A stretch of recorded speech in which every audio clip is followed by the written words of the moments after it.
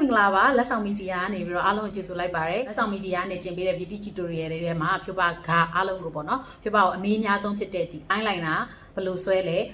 wing eyeliner လေးတွေဘယ်လိုဆွဲလဲဆိုတော့ tutorial လေးကိုလုပ်ပေးချင်ပါတယ်ဘယ်လိုမျက်လုံးပုံစံမျိုးဖြစ်ပေါ့နော်ဒီ wing eyeliner ဆွဲတဲ့အခါမှာအဓိကတော့ပြောတော့ဒီအပြင်မျက်လုံးကဒီမျက်လုံးအစွန်ကနေပြီးတော့အချွန်လေးထွက်တာကဒါ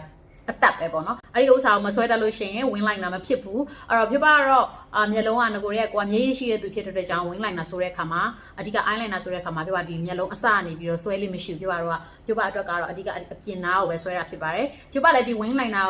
ကိုတရင်နိုးထဆွဲရင်တော့ညီအောင်ဆိုလို့ရှိရင်ဖြစ်ပါ3နှစ်လောက်တော်တော်လေးလေ့ကျင့်ခဲ့ရတယ်ပေါ့နော်အဲ့တော့လေကူနဲ့တော့တရက်2ရက်လောက် tutorial ကြည့်တာနဲ့တော့ချက်ချင်းမဆွဲတတ်ပါဘူးအဲ့တော့ဖြစ်ပါတော့အခုဖြစ်ပါပြပြလိုက်တဲ့နီးလေးတွေနဲ့လိုက်ပြီးတော့လေ့ကျင့်ကြည့်ပါလေ့ကျင့်ပြီးလို့ရှိရင်တော့နောက်ပိုင်းကျလို့ရှိရင် makeup လိမ့်တိုင်းပေါ့နော်ကိုနဲ့ like တဲ့ eyeliner လေးကိုဆွဲနိုင်မှာဖြစ်ပါတယ်အဲ့တော့အရင်ဆုံး tutorial မစခင်ဖြစ်ပါတော့ရဲ့လက်ဆောင် media YouTube channel လေးကို subscribe လုပ်ပေးထားဖို့ဖြစ်ပါတိုက်တွန်းချင်ပါတယ်နောက်ပိုင်းလည်း video တွေအများကြီးတင်ပေးသွားမှာမို့လို့အားလုံးပဲသဘောကျမယ်လို့ထင်ပါတယ် okay အဲ့တော့ဖြစ်ပါတော့ wing liner ဆွဲမယ်ဆိုလို့ရှိရင်တော့အဓိကဖြစ်ပါတော့မျက်လုံးမှာသဘောကျတဲ့ eyeliner ကိုရွေးချယ်ဖို့လိုတယ်ပေါ့နော်ဖြိုးပါအတွက်ကတော့ဖြိုးပါက eyeliner pen ဆိုတာတွေကိုသဘောကျတယ် liquid eyeliner brush type liquid eyeliner တို့ gel eyeliner တို့တိတ်မကြိုက်ဘူးဒါပေမဲ့ဒီလိုမျိုး pen ပုံစံလေးနဲ့လာတဲ့ eyeliner ကိုဖြိုးပါဆွဲတာများပါတယ်ဘာဖြစ်လို့လဲဆိုတော့ तू ကတန်ရှည်နဲ့လာတဲ့အတွက်ကြောင့်ဖြိုးပါတော့လက်တုံတက်တဲ့လူတွေတခါလေကြားလို့ရှိရင်လည်းမျိုး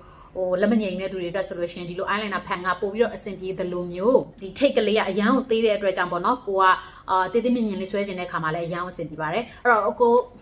တော့အားလုံးကိုဖြစ်ပါဒီဘက်နဲ့နှစ်ခုရှင်းပြီးဆွဲပြတ်မှာဖြစ်တဲ့အတွက်ကြောင့်ဖြစ်ပါတစ်ချက်လောက်စပင်းနေဖယ်လိုက်မယ် eyeliner အစင်ကကို eyeshadow တွေပါတွေချဲပြီးသွားတဲ့အခါမှာကိုဒီလို mascara တွေပါတွေမသုံးခင်ပေါ့နော် mascara တွေပါတွေမသုံးခင်မှာဆွဲရတာပို့ပြီးတော့ကောင်းပါလိမ့်မယ် wing liner ဆွဲတတ်ဖို့အဆင့်30ပဲလိုတယ်အဆင့်30ကိုလုပ်ပြပါမယ်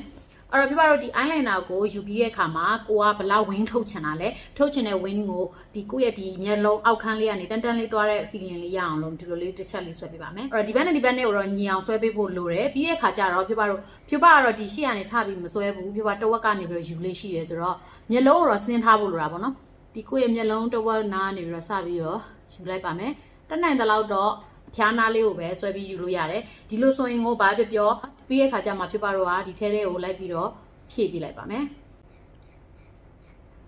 ရုံးနဲ့ပဲမဟုတ်ဘဲနဲ့နည်းနည်းထူလေးလိုချင်တယ်ဒီ wing လေးကိုနည်းနည်းထူချင်တယ်ဆိုလို့ရှိရင်တော့ဖြစ်ပါတော့ဒီနားလေးကနေပြီးတော့နောက်တစ်ခေါက်ထပ်ပြီးဒီလိုထပ်ဖြည့်ပေးလို့ရတယ်